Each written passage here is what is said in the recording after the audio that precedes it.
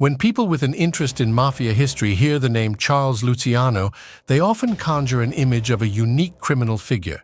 He is credited with almost single-handedly establishing and later leading the most powerful criminal organization in the United States, known as the Mafia. Luciano is described as the man who reformed the Cosa Nostra and assembled an entire army of killers for the Mafia. He is seen as someone whose influence was indispensable in shaping the criminal underworld of the United States. However, this image is largely a result of the pressure exerted during his lifetime and after his death. In reality, he was neither the greatest gangster and boss of all bosses, nor a glorified phony. The truth about Charles Lucky Luciano lies somewhere in the middle. Today, we aim to present the real story of Lucky Luciano and dispel the myths surrounding his personality. Let's welcome Charles Lucky Luciano, who lived on the other side of the law. Salvatore Luciano, who would later become Charles Luciano, was born on November 11, 1897, in a small village in Sicily, Italy, to Antonio and Rosalia Luciano. His father, weary of toiling in the local mine, decided in 1906 to seek a better life in the New World, much like thousands of other immigrants. Antonio settled in New York City, and within a year, he managed to provide the means for his family to join him. In 1907, Rosalia, along with Salvatore and his older brother, made the journey to New York City. However, the New York City of that era was far from the paradise the Luciano family had hoped for. They had come in search of a better life, but found themselves mired in the same poverty they had experienced in Sicily. Instead of the smell of sulfur from the local mines, they now encountered the stench of decaying garbage. When Salvatore arrived, a strike by local janitors and garbage men was in full swing, leading to the streets of the Lower East Side, where the Luciano family had settled, being inundated with piles of refuse. The neighborhood where young Salvatore lived was a melting pot of various nationalities. It was home to people of diverse backgrounds, with a noticeable presence of Jewish, Irish, and Italian communities. This aspect is crucial in understanding the development of Luciano's character. Growing up in such a culturally mixed environment allowed Salvatore to avoid prejudices against collaborating with non-Italian gangs, which would prove advantageous in the future. It also contributed to him adopting a more Americanized perspective compared to other mafia bosses, ultimately benefiting him in the long run. At that time, besides the garbage issue that subsided after the strikes, the streets were teeming with various gangs, ranging from more prominent ones to smaller groups. The primary distinction among them was the scale of their activities, while the nature of their operations remained largely similar: theft, robbery, racketeering, and territorial disputes. In such an environment, young Salvatore had to navigate the fine line between mundane school life and the tumultuous world of the streets. Joining a gang became almost a necessity, as an isolated existence was nearly impossible. It was particularly challenging for a solitary child to defend themselves against the attacks of other kids, which often resulted in frequent beatings and robberies. It was indeed a harsh urban jungle where survival without a group was extremely difficult. Salvatore recognized an opportunity to make a difference. His gang, like the others, engaged in robberies, but they offered a unique service as well. Italian and Irish children were often targeted by Jewish gangs. Luciano took the initiative to organize his security service for such children, providing protection in exchange for a modest fee. Many agreed to this arrangement, and Luciano's gang found a relatively legitimate way to make money. Legend has it that during this period, Salvatore crossed paths with a future partner in the illicit business, Meyer Lansky. Whether this is entirely accurate or not, the likelihood of their acquaintance even then is quite high. Both Lansky and Luciano resided in the Lower East Side at the time. It's challenging to pinpoint exactly how the paths of Salvatore and Lansky intertwined. However, there's no doubt that Salvatore's life as a young gangster took precedence over his school attendance. He rarely showed up for classes, leading to frequent visits by supervisors to his home to notify his parents. This way of life eventually landed Salvatore in a juvenile detention facility for troubled teens, where he spent 4 months. In 1912, at the age of 14, he emerged from this experience and decided to drop out of school. he secured his first legal job as a courier for Max Goodman's hat shop. However, his legal employment did not mean that he abandoned the criminal world. Salvatore once again organized a small gang with his acquaintances, engaging as runners in local drug deals. During this time, he had a falling out with his father due to the discovery of a firearm among his belongings. Salvatore continued to live this way until 1916, during which he was involved in drug distribution. In a regrettable turn of events, he provided a dose of heroin to an individual who would later turn out to be a police informant. On June 27, 1916, at the age of 18, Salvatore Luciano was sentenced to 8 months in prison at New Hampton Farms Correctional Facility. Following his release, he decided to change his name from Salvatore to Charles. This decision was motivated by the fact that Salvatore had been shortened to the female name Sally during his time in prison. The other inmates used this to make relentless jokes at his expense. Evidently, Charles had had enough of it and opted for a name change. After leaving prison, Charles took up work as a ship's clerk, eventually earning an annual salary of $244, which was a substantial amount at the time. He no longer pursued illegal activities and instead focused his efforts on building a criminal enterprise. The period from 1916 to 1920 in Luciano's biography remains somewhat of a mystery, with limited available information. What can be reliably established is that Charles Luciano continued to advance his criminal career after his release from prison. Some sources suggest he resumed his activities with the same gang he had been associated with before his imprisonment, while others claim he grew closer to Meyer Lansky and their partnership began to flourish. Considering that Luciano would later work with multiple criminal gangs simultaneously, while simultaneously building his own criminal empire, it's plausible that both accounts are accurate. Charles Luciano consistently prioritized personal gain in his endeavors, whether it involved working with a gang or displaying loyalty. His allegiance was merely a means to enhance his personal wealth. In 1920, he found his first major opportunity for wealth accumulation as Prohibition was introduced in the United States. During this period, leading up to the Castellammarese War, he established crucial connections and engaged in dealings with the future key players in the New York crime scene. Charles embarked on his Prohibition-era ventures alongside Lansky and other Jewish associates. They initiated a scheme where they robbed liquor stores and sold the stolen alcohol to bars. However, this method became less viable as liquor warehouses began running out of their stock, which had been accumulated prior to the introduction of Prohibition. In response, Luciano sought new ways to profit from the Prohibition era. Alongside his longtime partner Joe Biondo, who had recently been released from prison, he started converting legally obtained industrial alcohol into bootleg liquor. This alcohol was then used to create beverages that simulated non-alcoholic drinks to cater to the demand for spirits. Another source of bootleg alcohol was obtained by purchasing it from perfume manufacturers who used it as an ingredient in their products. Luciano's operation involved bottling this alcohol and selling it to bars. In addition to directly selling alcoholic beverages, Luciano also made money by supplying raw materials to individuals involved in moonshine production. His capital gradually increased, allowing him to establish his own distilleries and secure a contract to supply whiskey to one of the largest wholesalers at the beginning of the Prohibition era. During this time, Charles Luciano also formed a unique partnership with a notable figure in the criminal world of that era, Arnold Rothstein. Rothstein played the role of a venture capitalist, aiding Luciano in navigating the criminal underworld. Rothstein was an investor during Prohibition, putting money into the illegal ventures of various gangsters.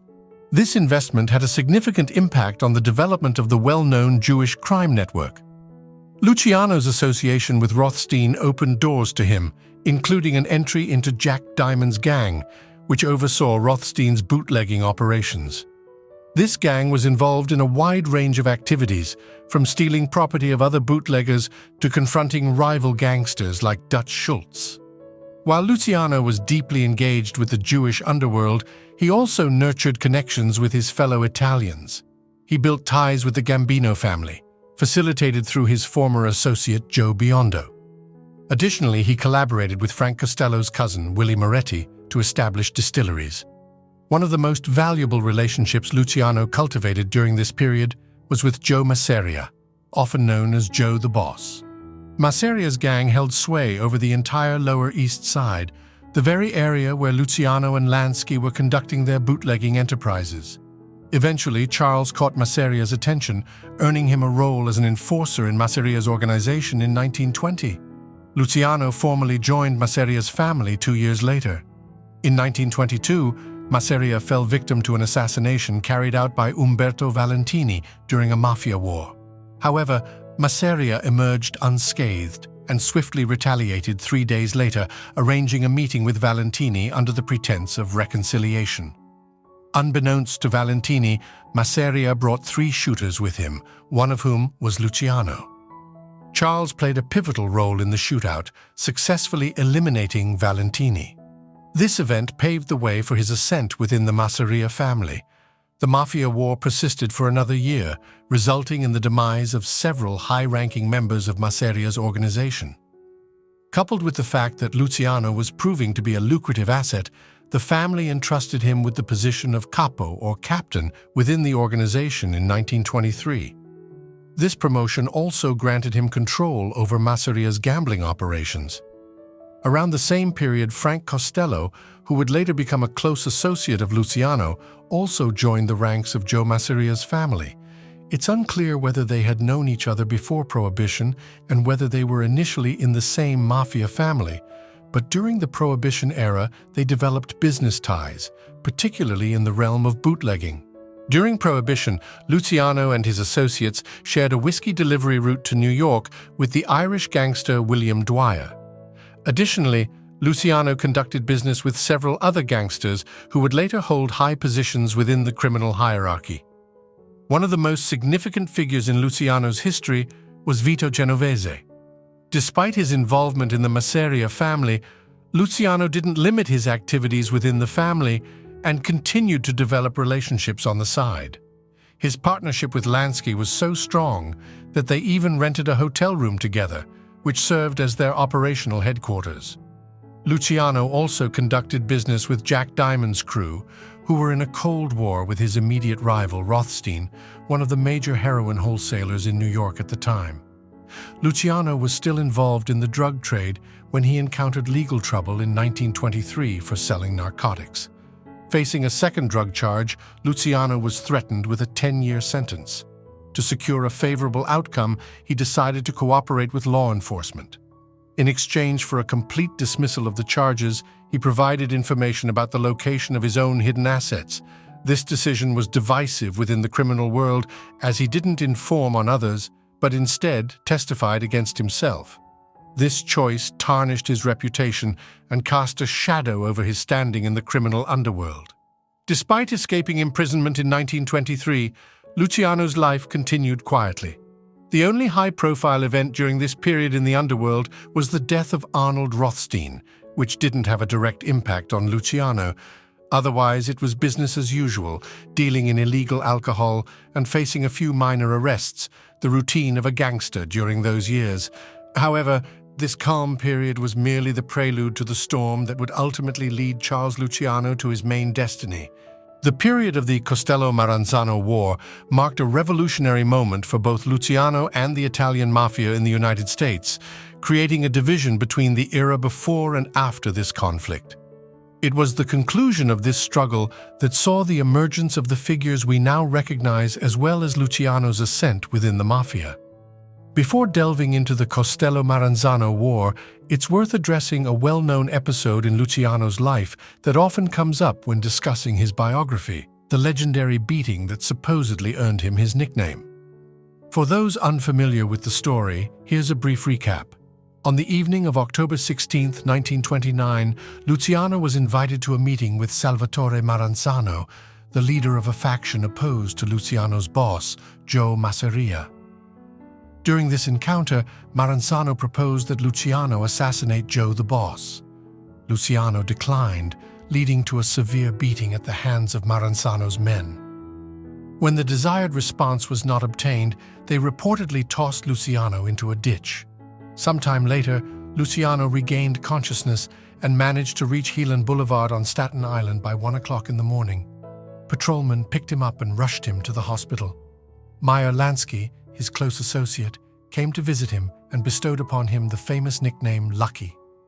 This story first surfaced in the book The Last Testament of Lucky Luciano, which was written based on notes attributed to Martin Gosch, who had interviewed Luciano shortly before his death. However, it's worth noting that no one other than the book's author, Richard Hammer, claimed to have seen these notes.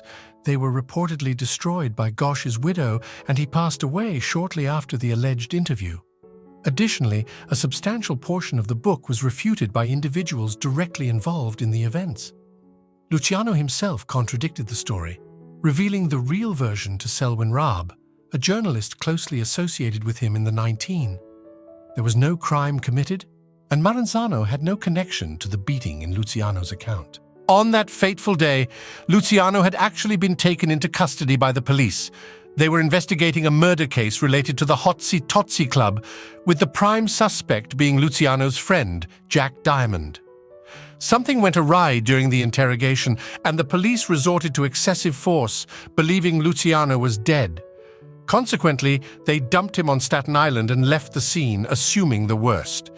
As we've discussed, it was the vigilant patrolman who found Luciano and rushed him to the hospital. The alternate story about torture by Maranzano emerged in reports from the late 1950s. However, The Last Testament of Lucky Luciano in the 1970s also included a narrative about the Maranzano beating. The theory of a criminal feud does not align with the available evidence. By that time, Luciano was already a high-ranking member of the Masseria faction, and it's implausible that Maranzano would have allowed him to survive such a violent assault, potentially creating a formidable enemy. It's worth mentioning that if the story about Maranzano's involvement in Luciano's beating were accurate, it would have been concluded already, discussing Luciano's grand funeral, as his nickname Lucky would have been linked to this event. Moreover, Meyer Lansky had no role in coining this nickname. In fact, newspapers were using the moniker Lucky a few years before this time. This nickname actually stemmed from Luciano's childhood and was derived from an abbreviation of his surname, Luciano, which can be transformed into the word luck. However, despite the debunking of the Maranzano beating story, Maranzano plays a pivotal role in the history of the Castellammarese War. Maranzano arrived in the United States in 1925, fleeing Mussolini's fascist regime in Italy. He swiftly gained respect among his compatriots in the United States, thanks to the backing of Don Vito Cascio, a prominent mafia figure with connections to Italy. Maranzano, like many others, was involved in bootlegging, which became the primary catalyst for the brewing conflict between him and Joe Masseria. By this time, Masseria had already earned the title of boss of all bosses. This set the stage for tensions and sporadic attacks between the Maranzano and Masseria factions as they vied for supremacy in the underworld. The Castellammarese War had several factors contributing to its outbreak. First, Maranzano supported Al Capone in his conflict with one of Joe Aiello's associates in Chicago. He also aimed to eliminate Casper Amel from the scene. Second, the desire for control and expansion was a significant driving force. Masseria sought to seize as much power as possible, which didn't sit well with other organized crime figures. The open conflict initiated with two notable murders. In February 1930, Gaetano Reina, who had defected from the Masseria faction and begun cooperating with Maranzano, was assassinated. Then, in May of the same year, Giuseppe Morello was killed. In the context of Luciano's story, it's not only crucial to know who was killed and when, but also to understand Luciano's actions at the time. Luciano was distancing himself from the conflict, possibly even traveling to Germany with Jack Diamond in late August for his own drug smuggling ventures. At this point, the violence and constant murders began drawing additional attention to illegal activities from law enforcement agencies, which posed a financial burden.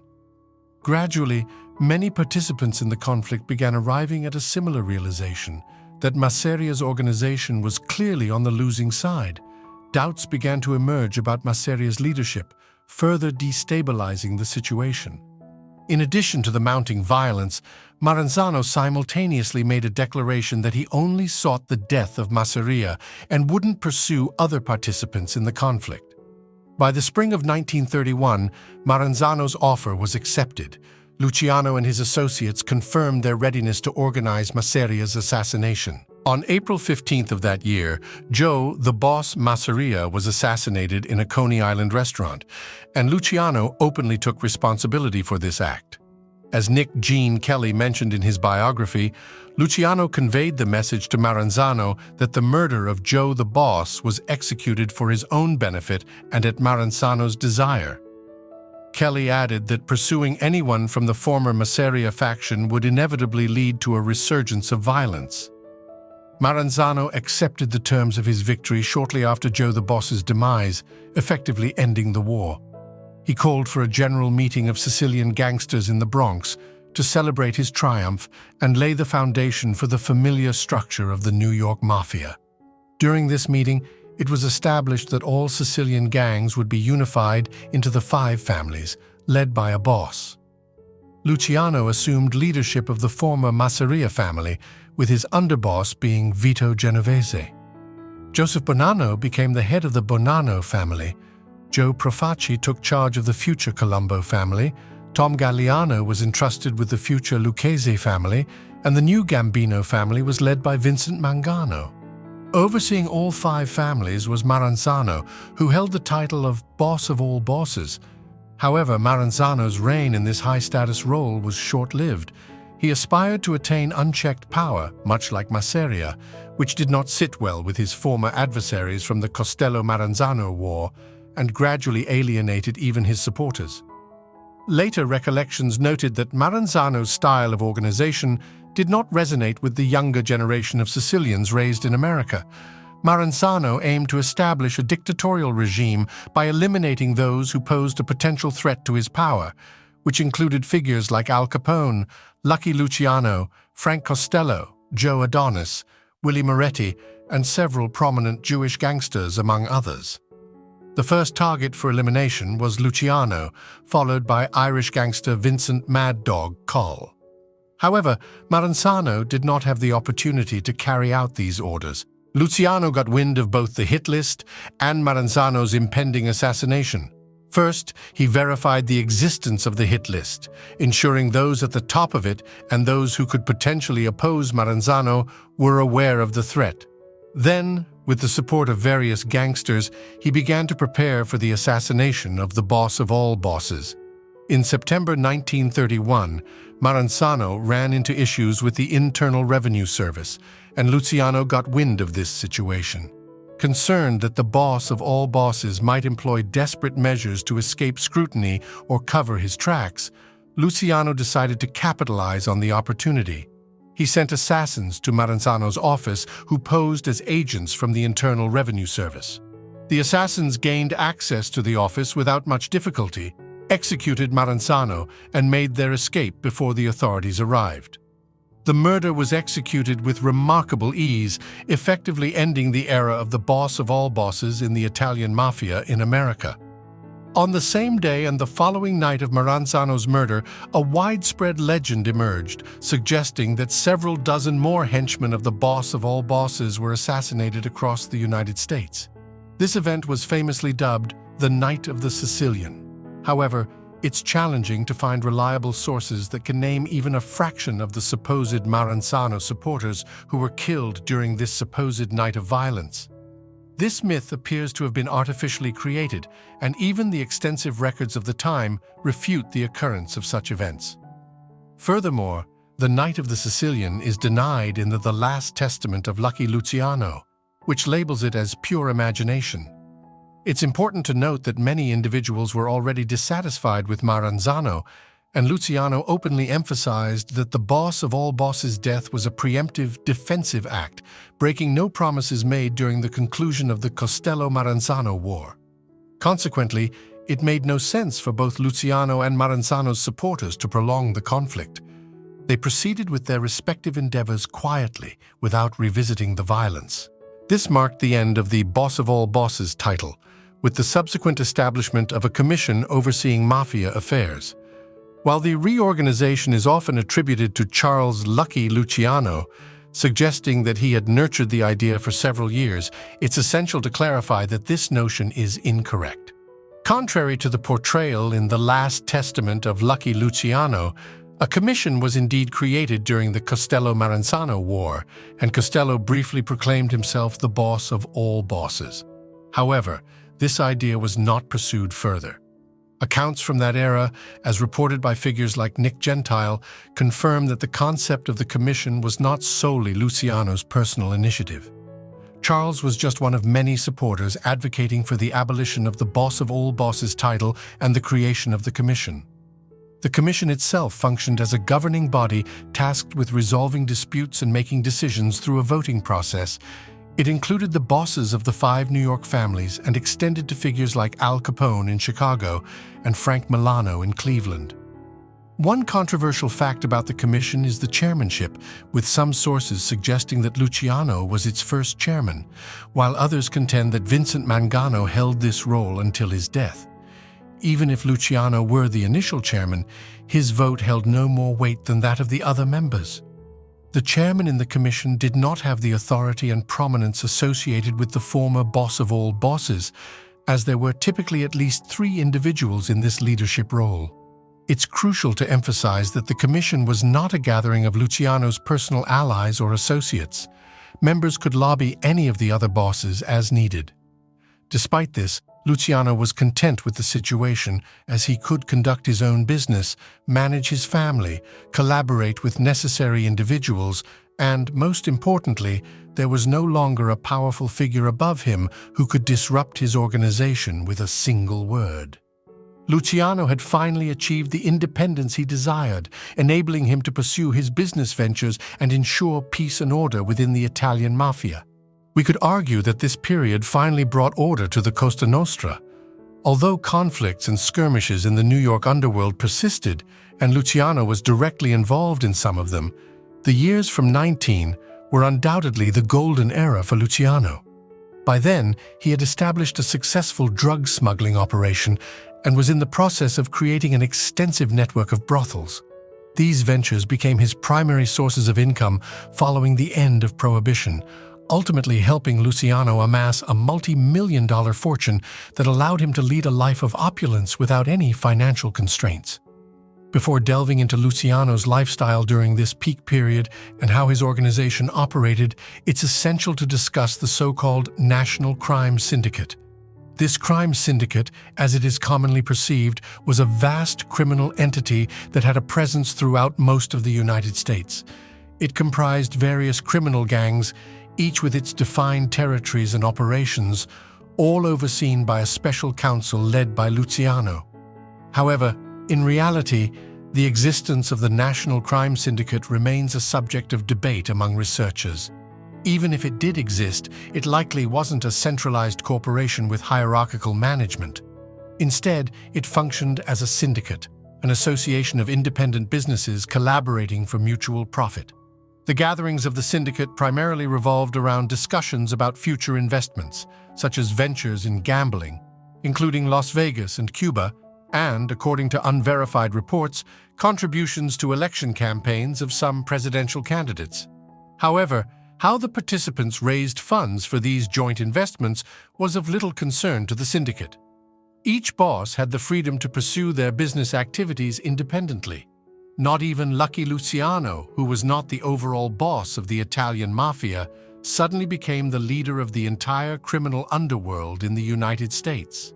At that time, Luciano was more focused on advancing his personal interests and businesses than asserting dominance over the entire country's criminal activities. Prohibition was on the verge of repeal, and Luciano was diligently working to establish new revenue streams.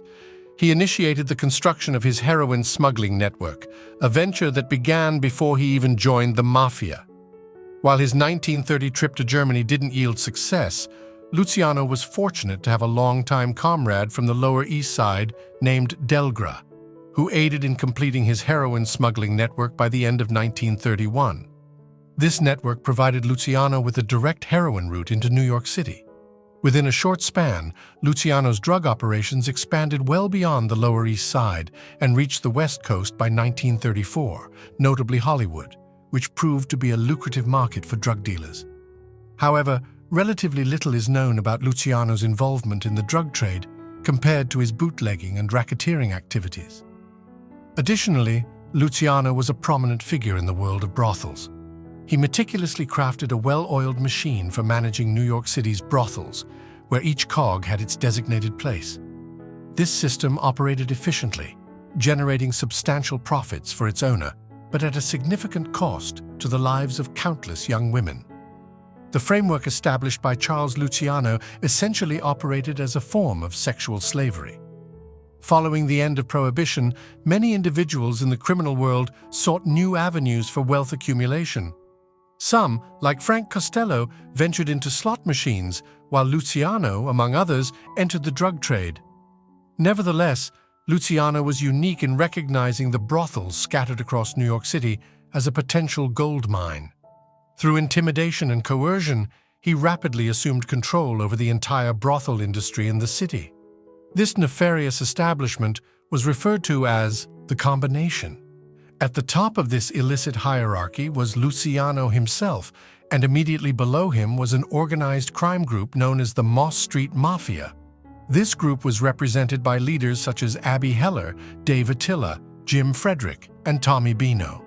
Beneath them were the pimps responsible for managing the prostitutes. The system functioned by prostitutes attracting clients and paying a portion of their earnings, while pimps paid a fixed fee to a booker for each girl they brought into the brothels.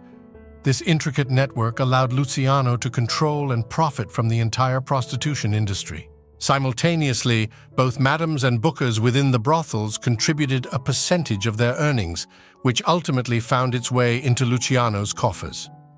The Mott Street Mafia was tasked with the responsibility of collecting these funds and maintaining order within this intricate system.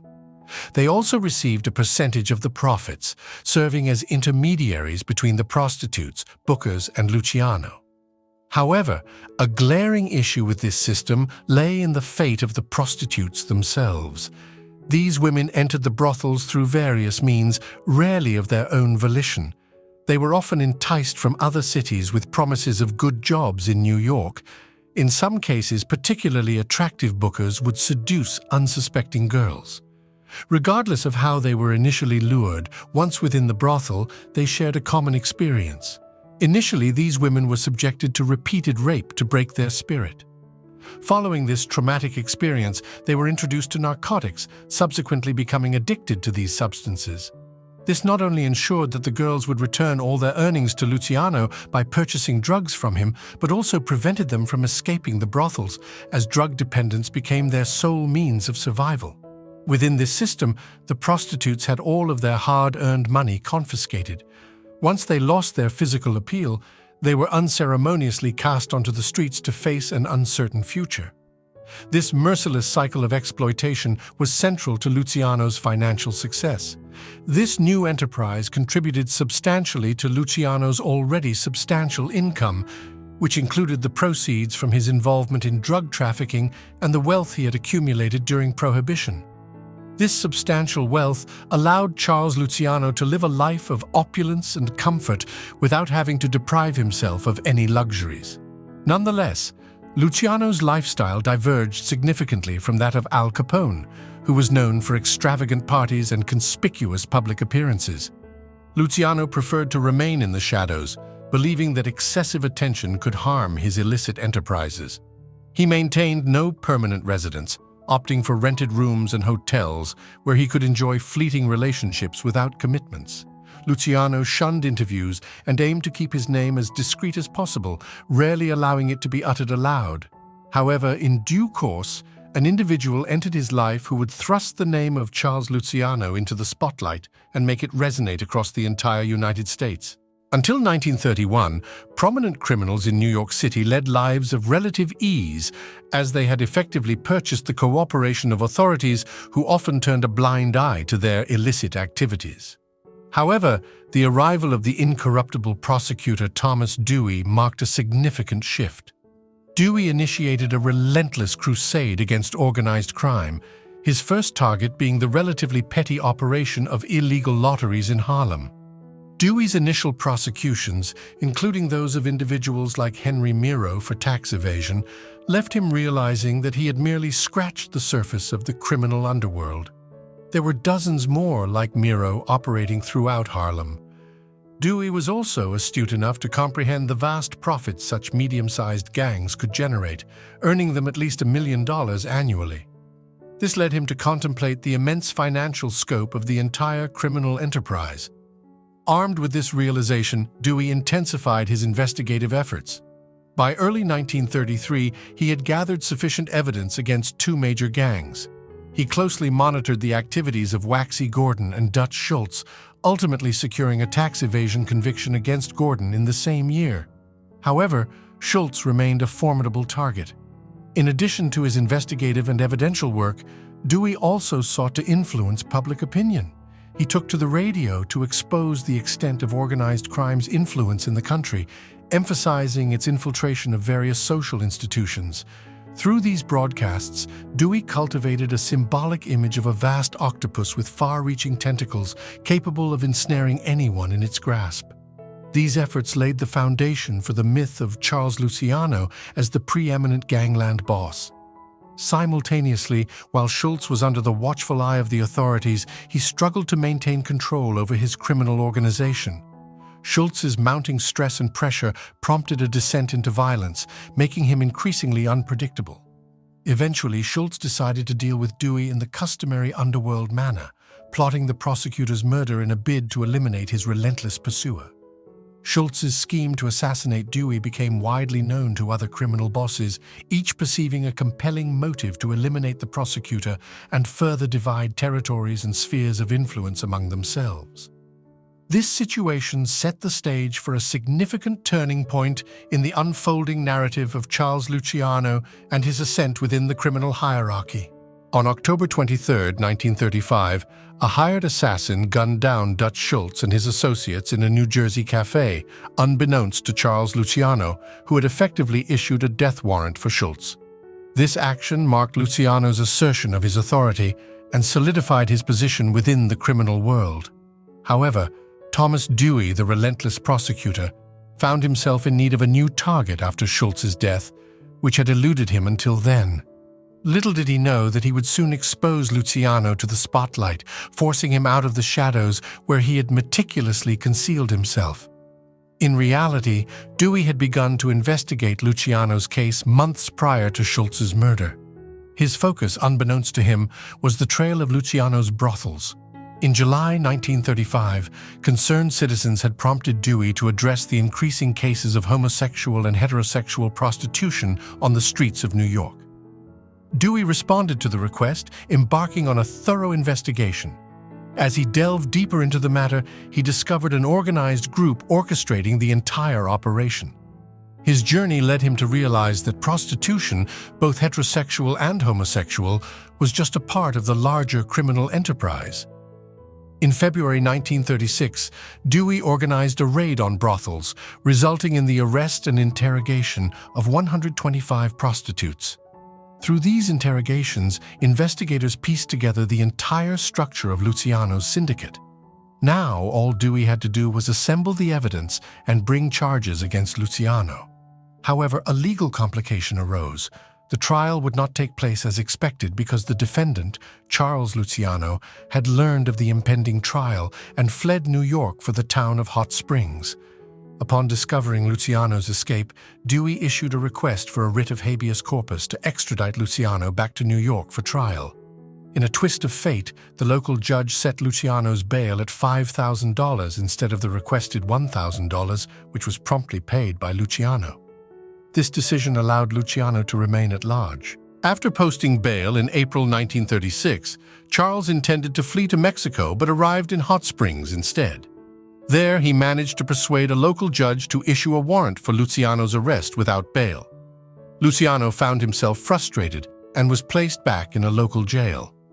During his time there, he enjoyed comfortable accommodations provided by the local administration. However, Luciano's extradition to New York was refused, based on an alleged local court conviction that prevented him from leaving Arkansas.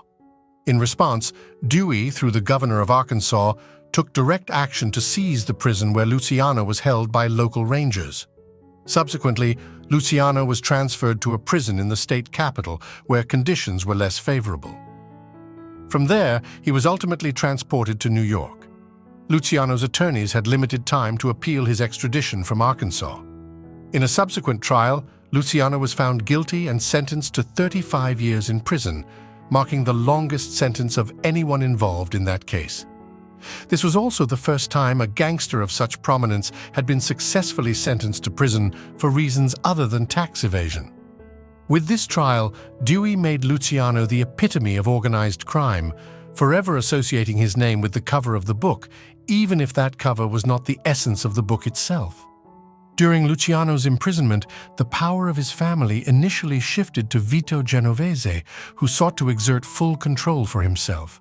However, Frank Costello frequently visited Luciano in prison and effectively took charge of the family. Even in prison, Luciano continued to manage the Mafia family through Costello. He also entrusted the management of his personal assets and funds to his old friend and partner, Meyer Lansky. Luciano never lost hope of appealing his conviction and obtaining a case review. His attorneys fought for his release for several years. However, what ultimately led to Charles's release from prison was the impending outbreak of World War II and his assistance to the U.S. Navy. Starting in the 1930s, the American underworld unofficially began assisting the U.S. authorities in their fight against fascist elements. The Italian Mafia, which faced persecution in their homeland under Mussolini's regime, opposed the fascist supporters in the United States. Jewish gangsters also fought against American fascist sympathizers due to their treatment of Jewish people. This history of informal cooperation laid the groundwork for later formal collaboration with the authorities. In December 1941, when the United States officially entered World War II, the country faced significant challenges from German submarines that attacked ships leaving the port of New York. Additionally, there were reports of Nazi saboteurs operating at local docks. The breaking point that led U.S. Navy leaders to consider seeking help from the criminal underworld was the fire on February 9, 1942, which incapacitated the cruiser Normandy and resulted in the loss of millions of dollars in cargo, including vital war supplies. Two versions of the story surround the cause of this catastrophe. One version suggests that German saboteurs were responsible, while the other attributes it to the Italian Mafia, acting under orders from Charles Luciano. Regardless of which version is correct, the Navy subsequently turned to the gangsters who controlled the port for assistance. They approached a gangster named Joe Lanza, who had influence over the port workers' unions and the fish trade. Lanza was already under investigation at the time, but agreed to assist naval intelligence even without any direct promises of dropped charges. This cooperation by Lanza was later discovered by Meyer Lansky, a close associate of Luciano, who had known Lanza for many years. Seeing an opportunity to help his old friend Luciano, Lansky requested that Lanza guide the Navy representatives to someone with even more power than he had. By doing so, Lanza directed the Navy to Lucky Luciano, who had significant influence in the criminal world. The Navy officials were pleased with the results of their cooperation with Lanza and decided to explore the possibility of working with Luciano. This marked the beginning of a unique collaboration between the U.S. government and the criminal underworld. Following Joe Lanza's recommendation, the U.S. Navy promptly contacted Charles Luciano's lawyer, Moses Polikoff, who directed them to Meyer Lansky. Lansky, who had previously facilitated the initial contact between naval intelligence and the Genovese family boss, continued to be a key liaison in these dealings. Luciano's terms of cooperation with the Navy were essentially the same as Lansky's. He made the agreement without any specific promises or guarantees, except for the opportunity to take pride in supporting his country. However, Luciano had one vital condition. The collaboration had to remain a closely guarded secret. The revelation of such cooperation could have serious consequences for him in Italy, where he was to be deported at the end of his prison term. The collaboration with the Navy proved advantageous for both parties. The The Navy achieved success in dealing with the German saboteurs, while Luciano gained more freedom to engage in various affairs with Lansky and Castello, serving as his liaisons in the arrangement. A significant consequence of this collaboration was the perpetuation of the myth of Luciano as the king of the underworld. This misconception primarily emerged due to Thomas Dewey's efforts during the trial, Lansky's request and negotiations with the government, and Luciano's indispensable assistance. When the issue of German saboteurs was resolved and American troops were preparing to land in Italy, Luciano's knowledge and contacts in his homeland became invaluable. He provided the intelligence community with vital information regarding Italy's geography, locals, and the logistics of their operations. This information greatly aided the U.S. offensive in Italy, contributing to the Allied victory. Despite being promised nothing in return for his assistance, Luciano received his reward after the war concluded. In February 1946, he was released from custody and deported to Italy. From that point on, he would never set foot in the country that had once become his home. At the age of 48, Charles Luciano regained his freedom but remained forever marked by his past. Following his release, Luciano was escorted to Ellis Island, where he awaited his departure. The day before leaving, he received visits from some of the gangsters with whom he had conducted business for years. Notable figures like Meyer Lansky, Frank Costello, and others bid him farewell. After bidding his colleagues and friends goodbye, Luciano left the United States on a cargo ship. He arrived in Italy 17 days later, marking his return. Upon disembarking, he was taken to a local police station for questioning about his presence in the area. After a brief interview, Luciano was released. He then traveled to Sicily and stayed at his parents' home. Despite being thousands of miles from his American operations, he spent a few months with his relatives. During his time in Italy, Luciano began devising a plan to return to the United States. His strong desire to re-engage with the business he had built over many years, the fruits of which he had never fully enjoyed due to his imprisonment, was a major motivator. Additionally, the knowledge that Vito Genovese, who had sought to take control of the family, was back in America, drove Luciano to consider a return. Luciano was not deterred by the risk of being apprehended upon re-entry, which could have led to serving the remaining 25 years of his sentence. He explored different routes to return to the States, and the first option he considered was through Mexico. The FBI received reports about possible flights in July to September 19th, but failed to secure concrete leads. Despite their efforts, Luciano managed to evade their grasp, raising the possibility that it was a deliberate test of the waters. The second method, which had already been officially confirmed, was traveling via Cuba. The Island of Liberty maintained an unofficial connection to the United States, with just an hour's flight from Miami. This approach allowed Luciano to oversee his American operations without physically crossing the border. Furthermore, Charles Luciano's longtime associate, Meyer Lansky, had ambitious plans to establish a gambling empire in Cuba. Luciano was poised to invest a significant amount of money in this endeavor, seeing it as an ideal opportunity. Luciano arrived on the shores of Cuba in late 1946. Some sources suggest he flew there directly from Mexico, while others claim he arrived from Italy. Thanks to Lansky's connections and the groundwork laid since the early 1930s, Luciano had an official visa for Cuba, allowing for a smooth entry. Shortly after Luciano's arrival in Cuba, the famous Havana Mafia Conference took place, bringing together nearly all the key crime bosses. The central agenda of the conference revolved around investing in the Cuban gambling industry. After extensive discussions, they decided to support this idea, primarily spearheaded by Meyer Lansky.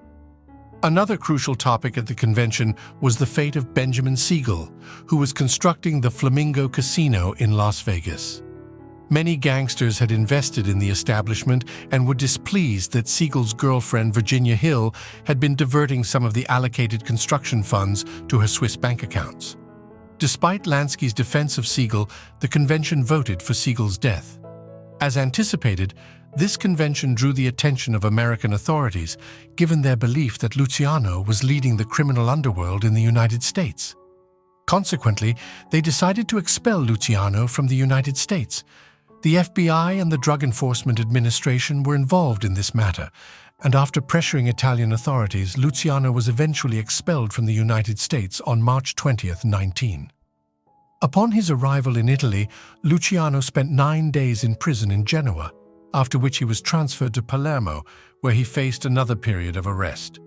After spending 18 days in detention, he was finally released and allowed to leave for Rome, where he rented an apartment and had the opportunity to contemplate his next steps in more favorable circumstances.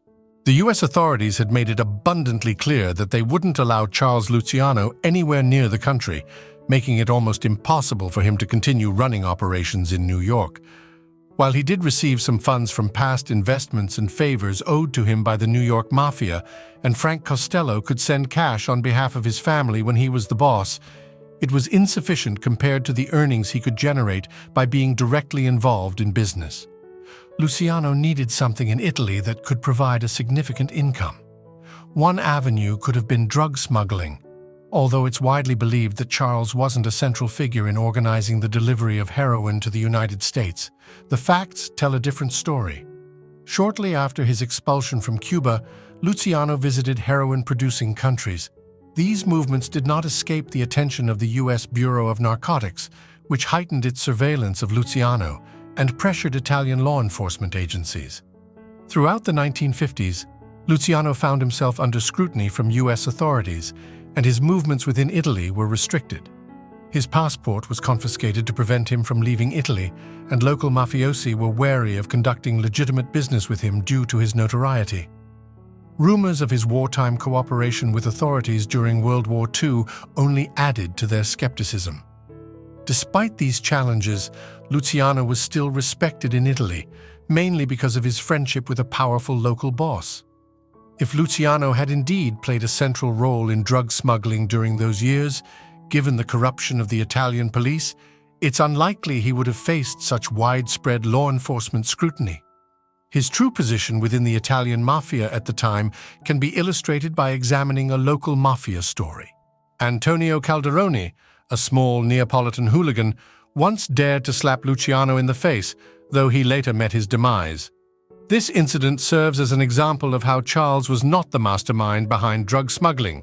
This is further corroborated by the fact that in 1957, Joe Bonanno negotiated a cooperation deal to deliver drugs to the United States, not with Luciano, but with the Sicilian Giuseppe Genco Russo. Luciano wasn't even invited to the meeting. Despite all the attention from the U.S. Drug Enforcement Administration, DEA, and Italian police, as well as numerous arrests and interrogations related to drug trafficking, there hasn't been any substantial progress in linking Luciano to drug-related activities. After his expulsion from Cuba, Luciano was eager to establish a lucrative venture in Italy, but he had to rely on financial support from his friends in America. However, this income gradually dwindled. First, Frank Costello, his close friend, stepped down as the boss of the family under pressure from Vito Genovese, and the payments ceased. Then, a revolution in Cuba significantly reduced Luciano's investments in the gambling business. Luciano sought to improve his financial situation by selling a film about his life, and had even begun writing a screenplay. He entered into a contract that would have earned him $100,000 and a percentage of the film's earnings. However, he received a clear warning from acquaintances in New York who strongly discouraged the film adaptation. Taking this warning seriously, Luciano was scheduled to meet with film producer Barnett Glass, but he tragically suffered a heart attack at the airport on January 26, 1962. Luciano's heart problems had plagued him for some time, and this attack proved fatal. On January 29, 1962, a memorial service was held for him in Naples, attended by close relatives, a few minor gangsters, and numerous police officers. Among prominent mobsters, only Joe Adonis came to pay his respects. Luciano's lifelong friend, Meyer Lansky, had his remains transported to America, where he was buried in the family crypt in Queens. This concludes the story of Charles "Lucky" Luciano, one of the most mythologized gangsters in American history, whose role in the underworld, when compared to the legends, may have been somewhat exaggerated.